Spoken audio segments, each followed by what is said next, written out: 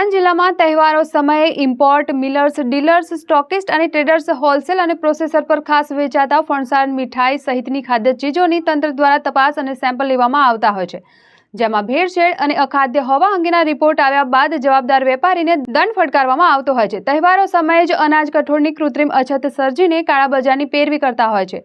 ભાવ વધારાની મોડર્સ ઓપરેન્ડી પર કેટલાક તકવાદી વેપારીઓ દ્વારા કરવામાં આવતી હોય છે, જેને અટકાવવા માટે જિલ્લા પુરવઠા વિભાગ દ્વારા જિલ્લા અનાજનો સંગ્રહ કરતા 29 ગોડાઉનની તપાસ હાથ ધરવામાં આવી હતી।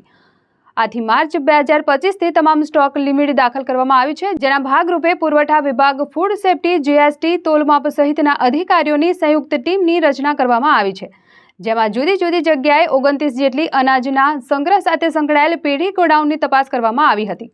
આગામી સમયમાં પણ આ અભિયાન કાર્યરત રહેશે।